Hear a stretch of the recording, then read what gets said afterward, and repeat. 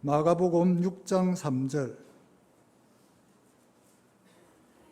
마가복음 6장 3절, 신약성경 61쪽입니다.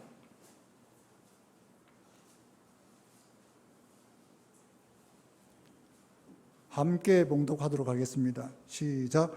이 사람이 마리아의 아들 목수가 아니냐, 야고보와 요셉과 유다와 시몬의 형제가 아니냐, 그 누이들이 우리와 함께 여기 있지 아니하냐 하고 예수를 배척한지라. 아멘. 오늘 말씀 전하실 강사 목사님을 소개하겠습니다.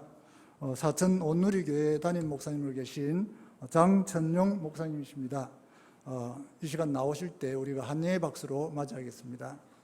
예, 제가 참 좋아하고 존경하는 서대계 목사님 섬기시는 교회에 와서 무엇보다도 기쁘고, 그리고 저는 여러분들이 잘 훈련시켜서 보내신 최인근 전도사님, 이은혜 사모님 전도사로 섬기고 있는 교회 담임 목사입니다.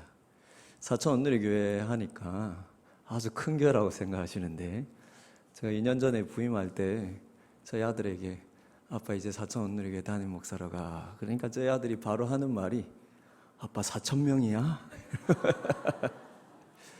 가보니까 40명이거든요. 예, 그래도 이제 조금 늘어서 50명, 60명 정도 모여서 예배하는 교회인데, 이렇게 큰 교회당에 서니까 제 마음이 참 쿵쾅쿵쾅거리는 것 같습니다. 들어와서 딱 보니까 왠지 방주 안에 들어와 있다, 그런 느낌이 드는데, 우리 거제 호산나 교회가 구원의 방주 역할을 잘 감당하시는 은혜의 교회가 되기를 축복을 드립니다. 오늘 이 시간 3, 4 남전대 헌신 예배인데요, 저는 헌신이라는 말을 떠올릴 때마다 가장 먼저 이런 생각을 합니다.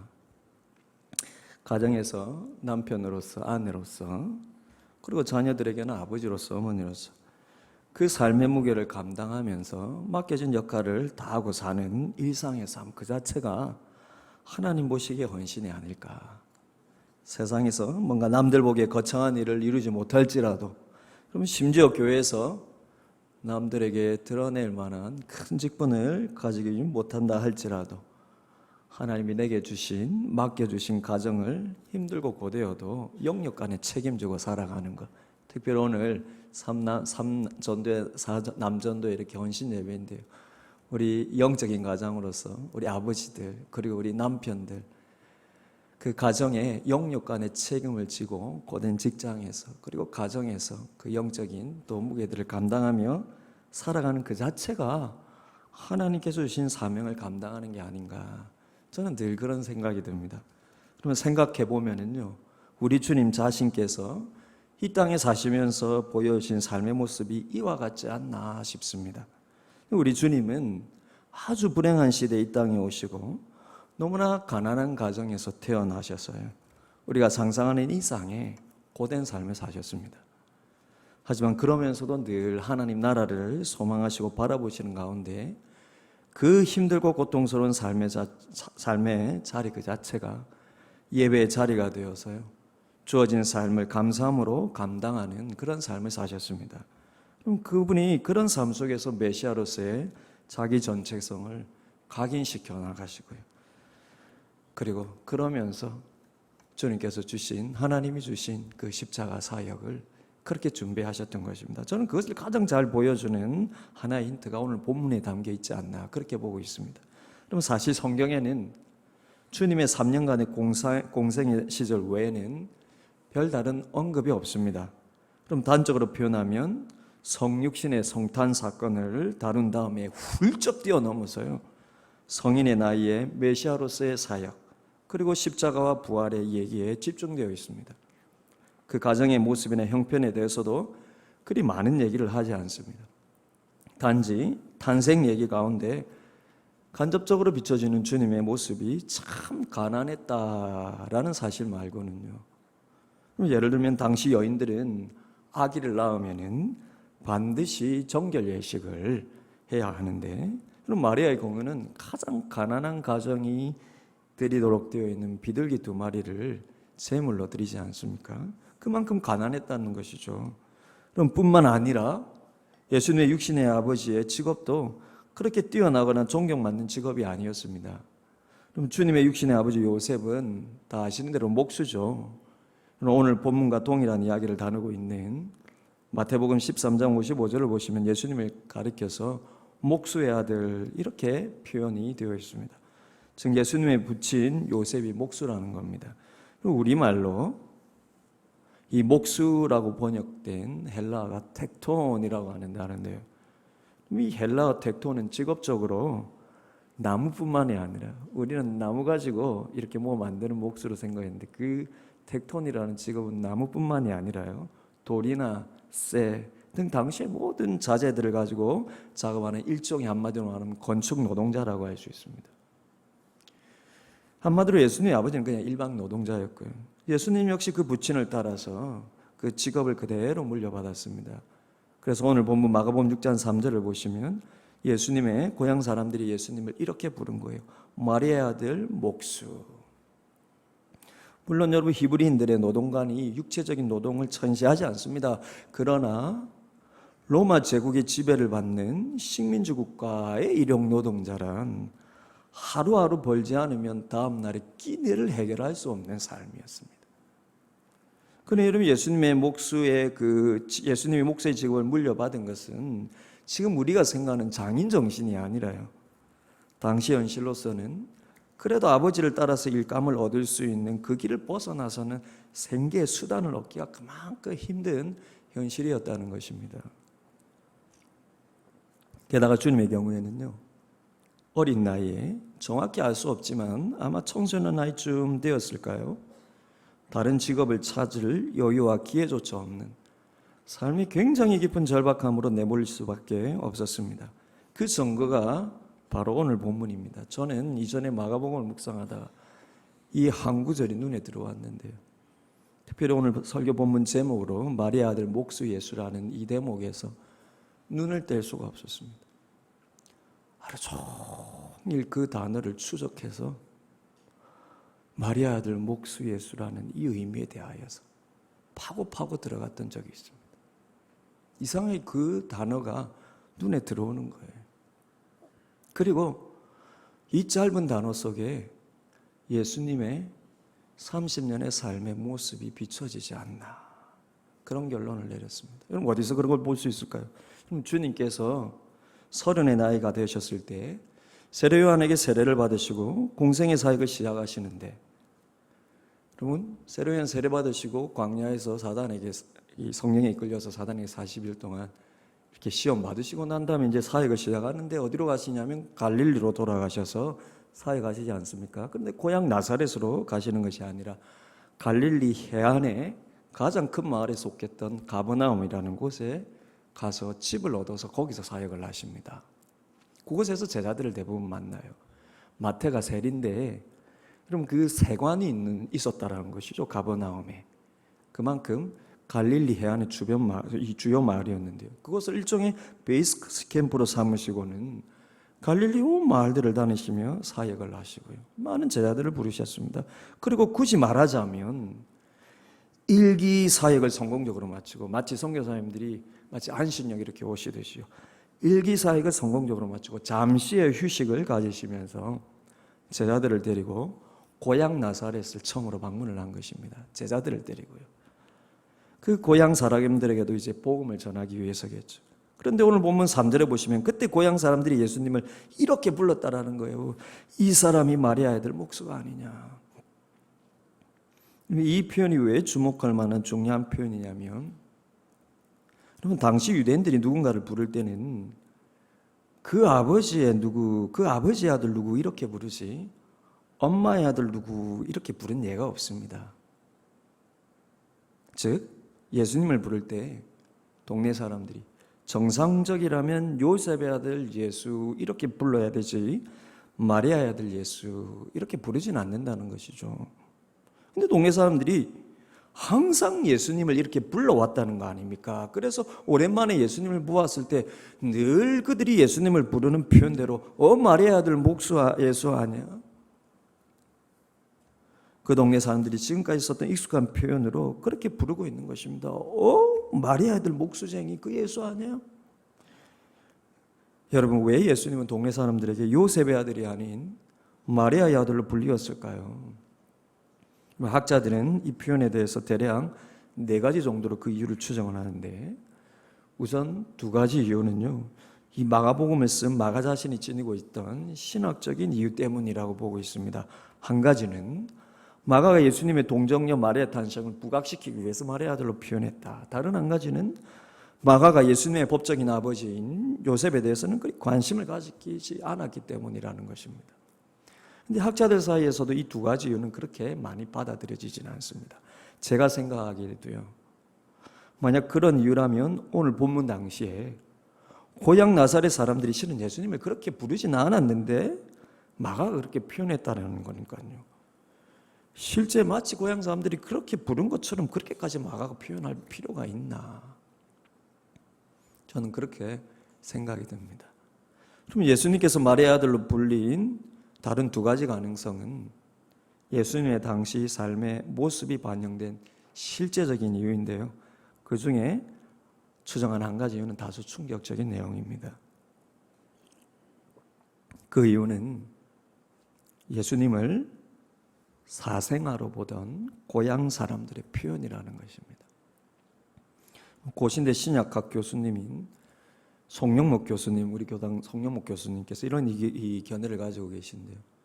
송 교수님은 예수님이 요셉의 아들이 아니라 마리아의 아들로 불린 것은 수치스러운 표현이다, 이렇게 보고 있습니다. 왜냐하면 저도 고향 사람들은 마리아가 요셉과 결혼이 아닌 정혼 상태에서 임신한 것을 다 알았기 때문이라는 것이죠. 요셉도 이 때문에 마리아를 보호하기 위해서 조용히 정혼을 깨려 하지 않았습니까? 따라서 적어도 고향 나사렛 사람들은 요셉이 예수님의 친부가 아니라고 여겼기 때문에 예수님을 마리아의 아들로 어렸을 때부터 불렀다라는 것입니다. 아주 충격적인 가능성이죠. 만약 그렇다면 비록 사람들이 예수님을 조롱하기 위해서 일부러 그렇게 부른 것은 아니었다 할지라도 인성을 지니신 어린 예수님에게는 얼마나 수치스러운 가정으로 얼마든지 상처받을 수 있는 상황이었겠습니까? 이 견해가 가능성이 없지 않는 이유는 사실 나사렛이라는 마을이 그리 큰 마을이 아니에요. 아주 조그만 동네입니다. 그러니 동네 사람들이 서로를 모두 다 잘 알고 있고요. 우리 옛날 어르신들 표현으로 하면 그 집안에 숟가락 수가 몇 개인 것까지 다 알 정도로 그렇게 작은 마을입니다. 그래서 결혼 전 임신한 마리아를 온 동네 사람들이 보면서 요셉과의 관계에서 임신하지 않았을 거라는 생각을 충분히 할 수가 있다는 것이죠. 하지만 그럼에도 불구하고 마을 사람들이 굳이 요셉의 법적인 아들로 요셉과 함께 사는 예수님을 보면서 실제 사생아의 의미로 마리아 아들이라고 불렀을까? 저는 그런 생각이 듭니다. 왜냐하면 의심을 할 수는 있어도 실제 그렇게 부른 것은 요셉과 마리아 그리고 그 가정에 대한 예의가 아니지 않습니까? 그리고 결혼 전 임신이야 정혼한 상태에서 요셉이 마리아와의 관계에서 임신한 아들이라고 그렇게 추측할 수도 있지 않습니까? 율법적으로 좀 문제가 되기는 하지만 그러니 그러면 예수님을 사생아로 보던 표현이다라는 부분에 대해서도 조금 무리가 있는 듯 싶습니다. 그러면 이제 마지막 한 가지 이유가 남았습니다. 동네 사람들이 예수님을 마리아의 아들이라고 불렀던 마지막 이유는 바로 마리아가 일찍 과부가 되었기 때문이라는 것입니다. 그럼 미국의 대표적인 강의 설교자인 존 맥아더라는 목사님, 그분의 이 책이 우리나라에도 많이 번역되어 있는데요. 이렇게 보는 많은 분들 중에 대표적인 한 분인데 마리아의 아들이라는 표현은 예수님의 아버지 요셉이 죽은 지 오래되었기 때문이라는 것입니다.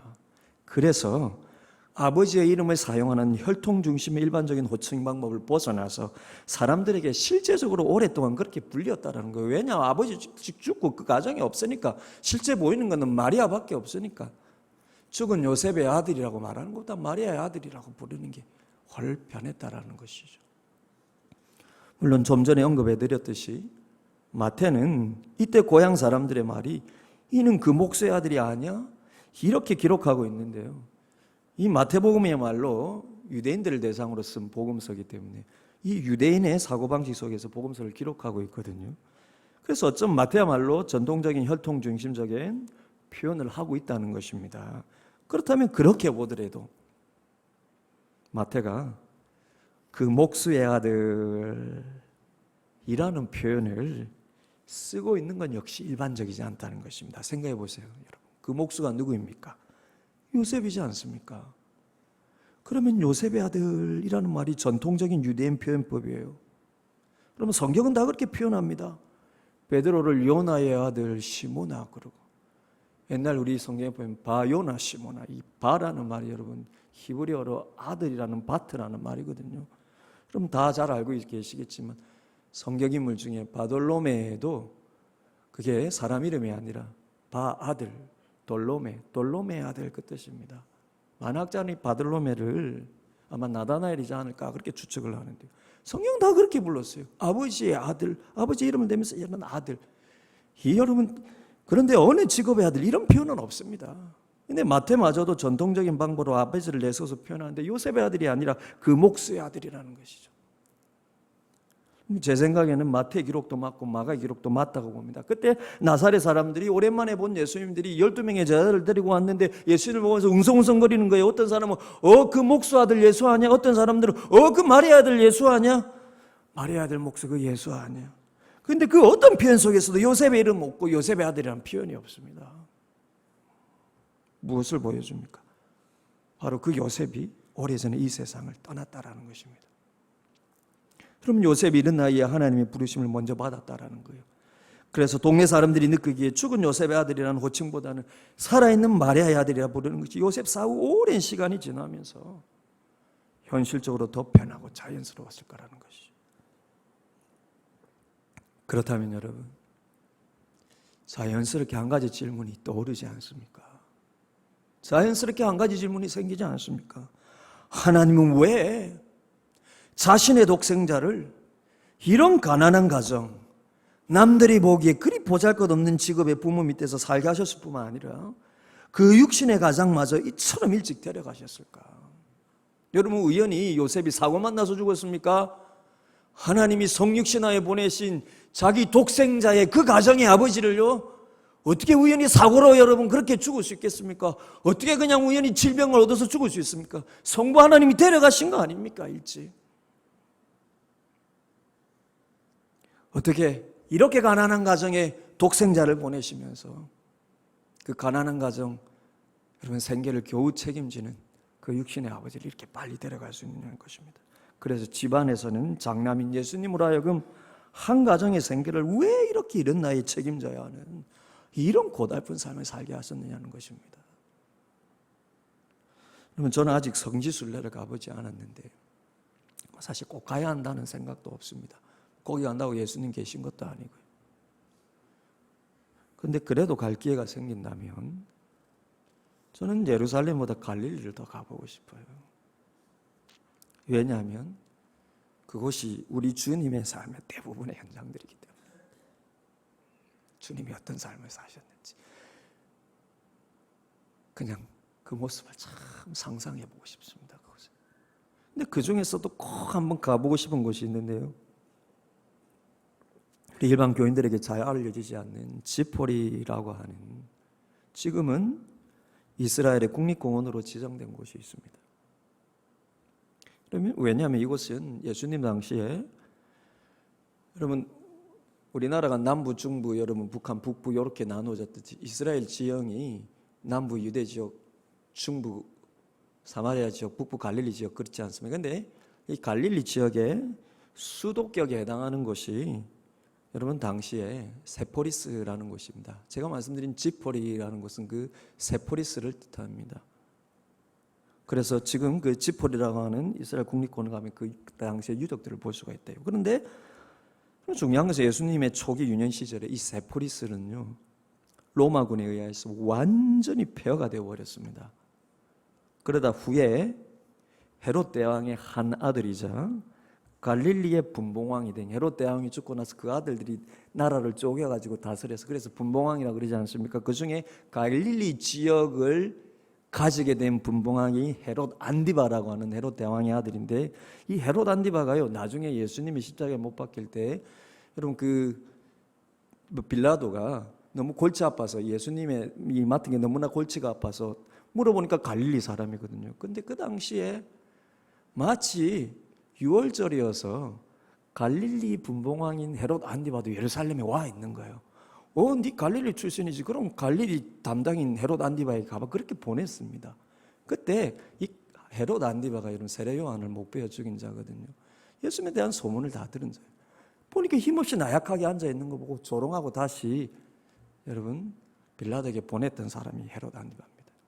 근데 이 헤롯 안디바가 이 세포리스, 로마군에 의해서 파괴된 이 세포리스를 대대적으로 재건을 하게 됩니다. 근데 중요한 것은 이곳이 나사렛과 불과 6.5km 밖에 떨어지지 않은 곳이라는 것이 매일 걸어서 왔다 갔다 할 수 있는 거리입니다. 그래서 학자들은 목수인 요셉이 이곳 세포리스 도시 재건을 오고 가면서 혹은 며칠을 그곳에 머물면서 일을 했을 거로 보고, 따라서 어린 예수님도 그곳을 함께 오고 가면서 아버지의 일을 도왔을 것으로 보고 있습니다. 여러분, 우리나라 옛날 일제강점기 때 그랬지만 아까 말씀드린 대로 우리 주님 당시도 그러면 제국의 식민지 백성이 일용 노동자로 산다는 것은요, 그야말로 참으로 하루하루 벌지 않으면 가족의 끼니를 해결할 수 없는 삶이었습니다.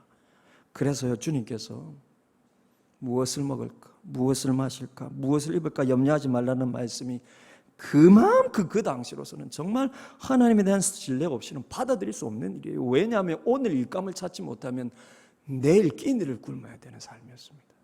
그럼 주님께서 말씀하신 비유 가운데도 포도원 품꾼 비유가 있지 않습니까?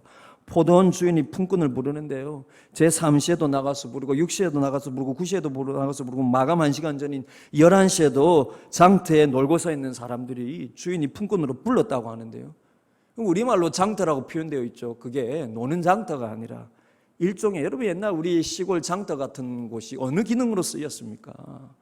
구인구직터예요.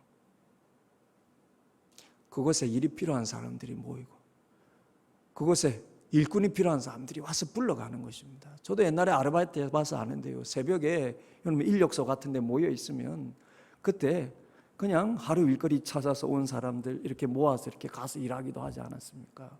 그런 곳이 있지 않습니까? 그럼 그 장터란 그곳입니다. 그렇기 때문에 여러분, 그곳에 놀고 서 있다라는 표현이 우리말 표현이죠. 놀고 서 있는 게 아니라 발을 동동 구르고 있는 거예요. 오늘 일감 못 구하면 내일 양식을 가족들하고 먹을 게 없는 것입니다. 그래서 예수님이 처음 온 사람이 예수님을 비난하고 이 나중에 똑같이 한 데나리오를 받는 것을 보고 사람들이 예수님을 비난할 때 내가 내 것을 가지고 불쌍히 여기는데 이것이 왜 네 마음을 북받치게 하네? 왜 이들의 불쌍한 삶을 보지 못하느냐? 주님이 그런 배경 가운데 말씀하십니다. 당시의 사람들이 다 그랬습니다. 그러니 가난한 예수님의 가슴은 오죽했겠습니까? 하루하루 벌지 않으면요, 내일 끼니를 해결할 수 없는 삶이었습니다. 그런데 참 감사하게도 마을에서 아주 가까운 곳에 수도 재건 사업이 있으니까요, 많은 식구들이 딸린 예수님 가족에게는 참 감사하고 다행한 일이죠. 그 생계를 책임지던 요셉에게도 얼마나 감사한 일입니까? 그런데 그런 요셉을 따라 예수님도 함께 그 거칠고 고된 삶을 사셨다라는 것도 우리를 뭉클하게 하는데 더 놀라운 것은요, 가족의 삶의 젖줄인 아버지 요셉을 하나님께서 빨리 데려가 버렸을 가능성이 높다라는 것입니다. 그러니 이제 아직은 어린 예수님이 그 가족들의 하루하루의 양식을 책임져야 하는 노동의 삶을 사셨다라는 것입니다. 자기가 장남이니까요. 그것이 요셉의 아들 예수가 아닌 마리아의 아들 목수 예수로 동네 사람들에게 불린 예수님의 30살까지의 삶의 모습이었다는 것입니다. 여러분, 왜일까요? 왜 하나님께서 자신의 독생자를 메시아로 이 땅에 보내시고는 왜 이런 삶을 살게 하시고 왜 이런 가정에서 이렇게 30년의 세월을 보내게 하셨을까요? 사람들에게 하찮은 존재로 여겨질 수 있는 이런 가난한 결손 가정의 삶이, 그럼 실제 그것을 30년간 가장 가까이서 본 동네 사람들에게는 예수님을 메시아로 받아들이기에 힘든 것을 넘어서서요, 아예 불편하고 짜증스럽게 만드는 것이었습니다. 오늘 본문이 실제 이런 배경 가운데 있습니다. 그럼 다시 말씀드리면 주님께서 갈릴리 1차 사역을 마치시고 제자들을 데리고 일부러 고향 나사렛을 찾아왔는데 고향 사람들에게 배척당하신 것입니다. 왜 배척당했을까요? 이 사람은 우리가 30년간이나 보아온 마리아의 아들 목수 예수가 아니야. 아버지가 일찍 죽고 그 밑에 주르륵 달린 동생들 책임지느라 목수일을 하면서 힘들게 살던 그 예수가 아니야. 그런데 이런 예수가 어떻게 메시아가 될 수 있어? 그들이 배척한 이유가 이 이유입니다. 우리가 알지 않느냐? 그 엄마가 누구이고 그 동생들 주르륵 가족들 딸리고 이 목수일을 하면서 어떻게 살았는지, 어떻게 이런 자가 메시아가 될 수 있느냐. 고린도전서 1장 23절을 보시면 바울이 이런 유명한 말을 합니다.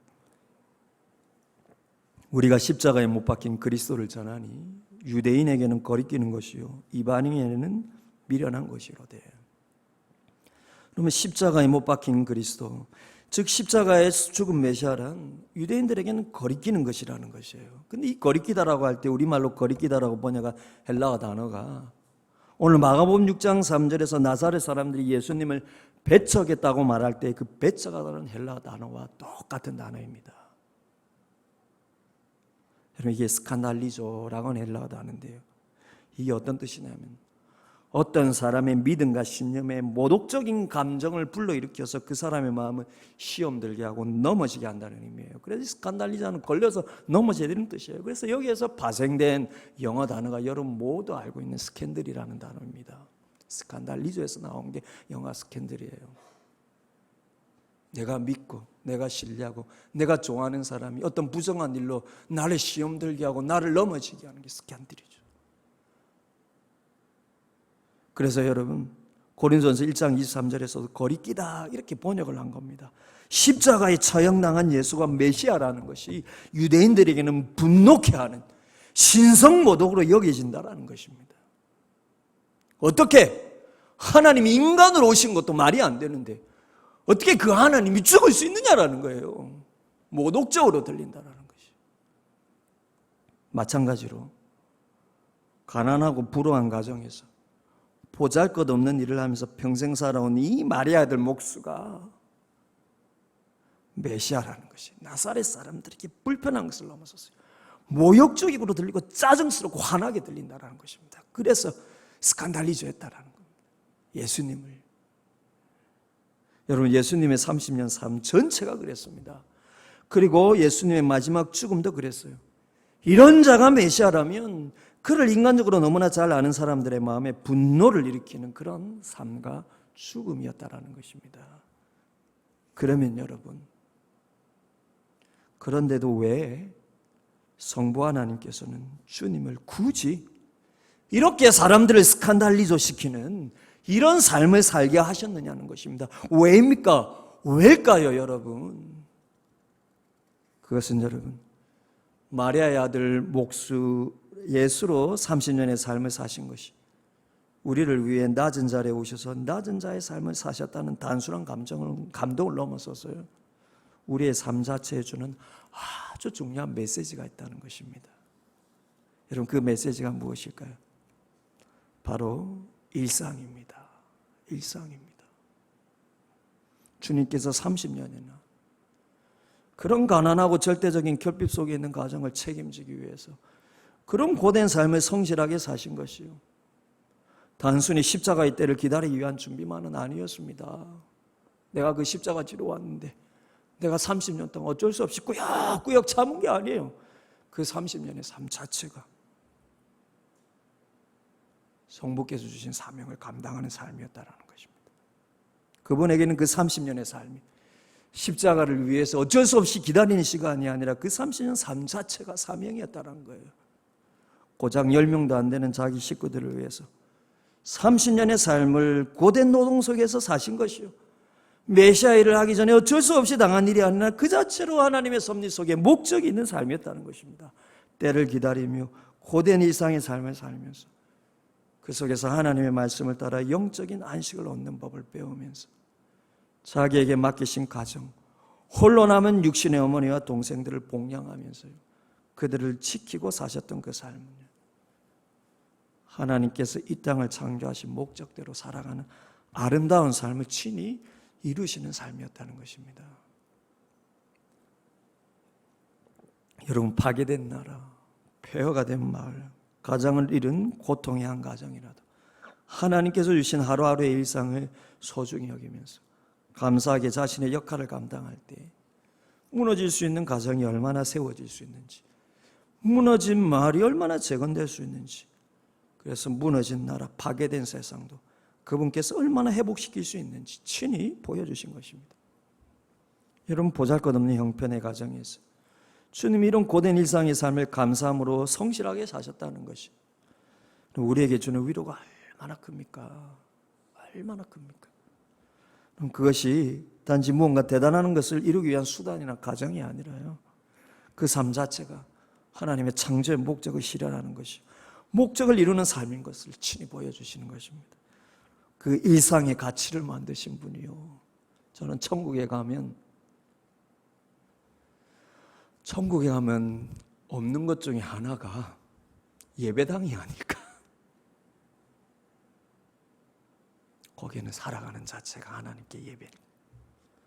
물론 모여서 찬송하는 곳이 있겠지만 늘상 살아가며 함께하는 자체가 하나님 앞에 예배가 될 테니까요.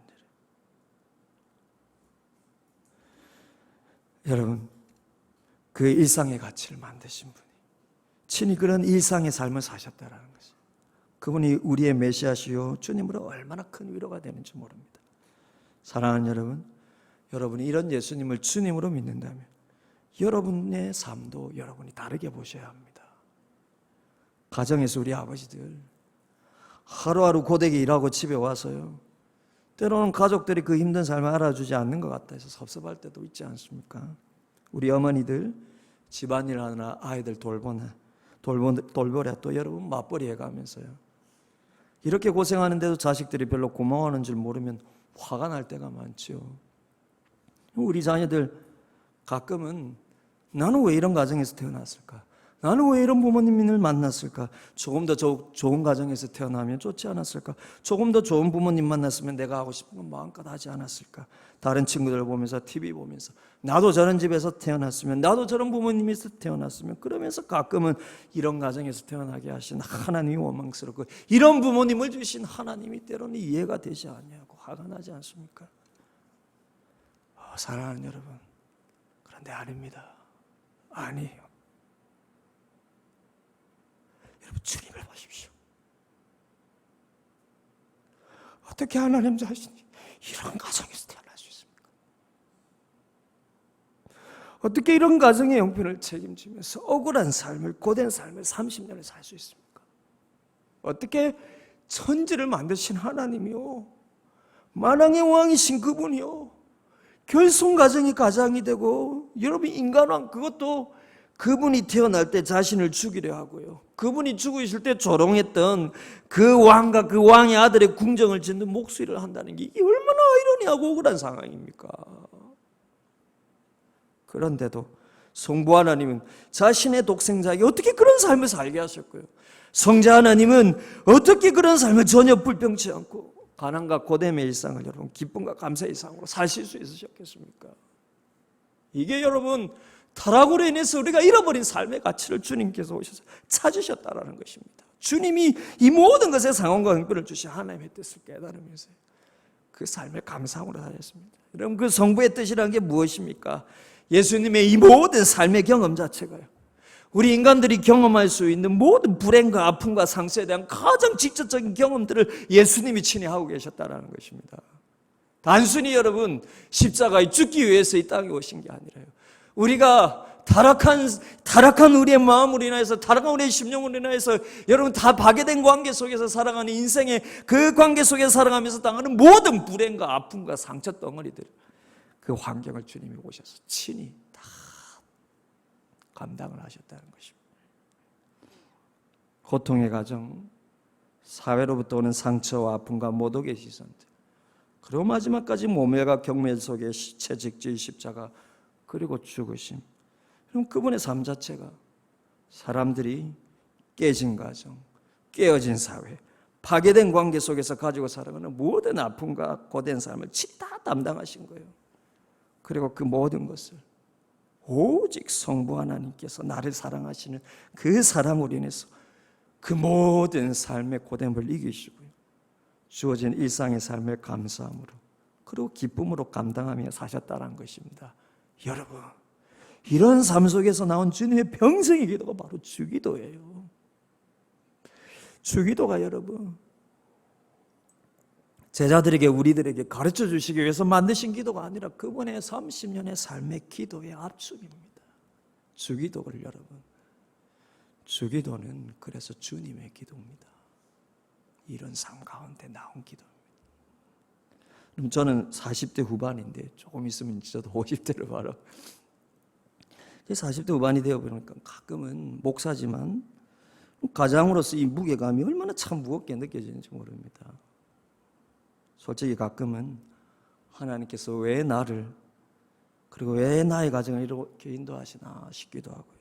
여러분 저희 집에 쌍둥이 두 딸이 있는데 이제 초등학교 2학년입니다. 이렇게 늦게 나왔는데 또 쌍둥이 주셨는데 근데 이 두 놈이 둘 다 발달장애 아이들이에요. 그 나이 지적 연령 수준이면 서너 살밖에 되지 않습니다. 신체는 여러분 학년에서 제일 큰데 저희 애들은 지금도 지금까지 키워오면서 얼마나 많은 일들이 있었는지 모릅니다. 여러분 발달장애 아이들 키우면 여러분 너무 많은 일들을 경험하는데 그 중에 가장 힘든 중에 하나가 병원 가는 거예요. 병원 가는. 이 아이들이 여러분 지가 아픈 것을 설명을 못 하니까요. 울기만 하니까요. 그리고 병원 가서 검사 한번 하려면 이 아이들이요. 그래서 저는 치과에 가도 여러분 이 치과 사진을 못 찍습니다. 아이들이 이렇게 있을 수가 없어요. 저희는 팔을 우리 발달장애 아이들 특징 중 하나가 높은 곳에 올라가는 걸 좋아하거든요. 그래서 많이 부었습니다. 이 팔이 많이 부러졌는데 발 부러지면 가장 힘든 일 중에 하나가 엑스레이 찍기가 힘들어요. 저희는 엑스레이 한 컷 찍으려면 한 10번은 찍습니다. 엄마 아빠 다 들어가지고 같이 방사선 쬐고 있는 거예요. 손잡고 동영상 보여주면서.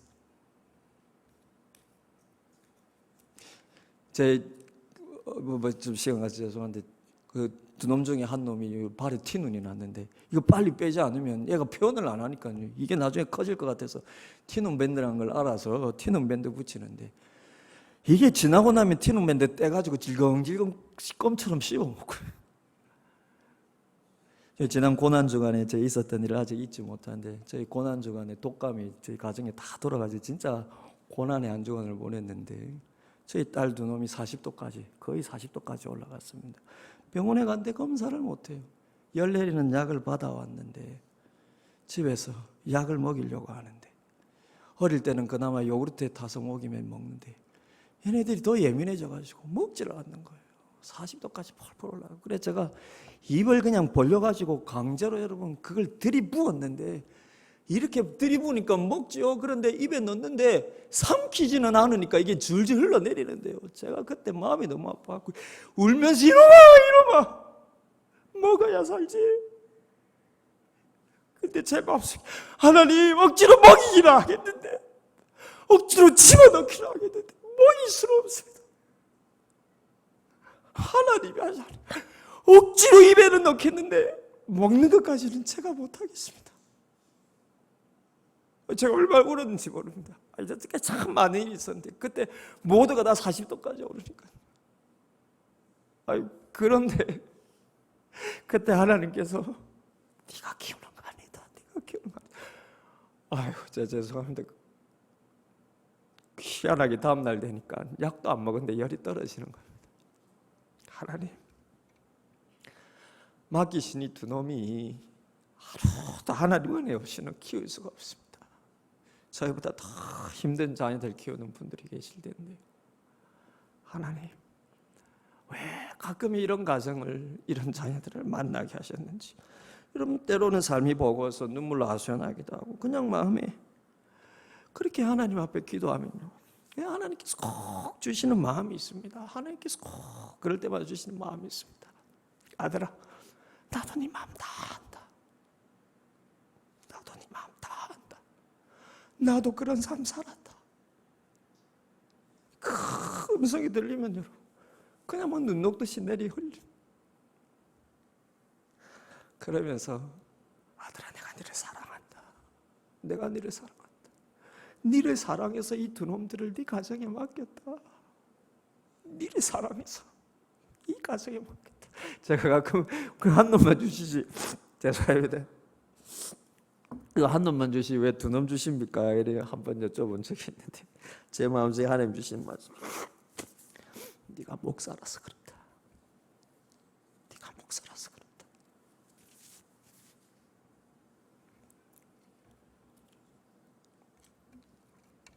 나도 그런 삶 살았고 네가 내 말씀 전하는 목사라서 네 삶에 이 아이들 두 놈을 맡겼다. 그러면 여러분 희한하게 그 버거움이 희한하게 마음의 소망으로 변하고 이 아이들을 하나님께서 책임지실 것에 대한 말할 수 없는 믿음이 생깁니다. 하나님이 어떤 뜻이 있으신지 모르겠지만 그냥 저에게 주어진 삶과 일상이요 그냥 하나님께서 나에게 맡기신 사명이라는 생각이 들면 순간 그 버거운 삶이 주님의 일이라는 생각에 모든 것이 감사로 바뀝니다. 진짜 여러분. 저로 인해 제 아내가 힘을 얻고 저의 고된 삶으로 내 자녀들이 유익을 얻고 기쁨을 얻고 사는 것. 그래 너네들이 우리 가정에 와서 그래도 참 감사하다. 여러분 그냥 그것이 위로가 되고요. 내 가정이 나로 인하여서 숨을 쉬고 삶의 수단을 얻고 그래도 웃으며 살 수 있다는 것이 이게 고된 것이 아니라 오히려 내 수고로운 삶의 열매요. 하나님께서 맡기신 사명을 위한 그 수고의 소득으로 느껴지는 것입니다. 여기 계신 사랑하는 남전대 여러분 그리고 성도 여러분 가끔은 참 삶이 고되시죠. 그러나 그 삶은 하나님께서 여러분을 벌하시는 삶이 아닙니다. 여러분을 사랑하셔서 여러분에게 맡기신 삶입니다. 하나님께서 그런 부모, 그런 남편, 그런 아내, 그런 자식들, 그런 가족들 주신 것은요 하나님이 여러분을 사랑하셔서 여러분에게 맡기신 것입니다. 그 사랑 안에서 여러분 가정을 감사하시고요 남편으로서 아내로서 부모로서 자식으로서 여러분 책임을 다하는 것이 버거움이 아니라 행복으로 다가오신 그리고 주어진 삶 자체가 하나님께서 우리에게 맡기신 사명이라는 것을 꼭 깨달으시고요 대단히 큰 업적가 안 이루어도 됩니다. 여러분 하나님이 여러분에게 맡기신 여러분 그 삶의 사명을 감사하고 그 속에서 하나님의 동행하심을 감사하고요 그 속에서 오늘의 양식을 감사하고 내일의 양식을 하나님께 맡기고요 그렇게 살아가는 삶 자체가 하나님께서 우리를 기뻐하시고 하나님 영광 받으시는 삶입니다. 그런 삶 예수님을 꼭 닮은 그런 삶을 사신 여러분들이 다 되시기를 주님의 이름으로 축복을 드립니다.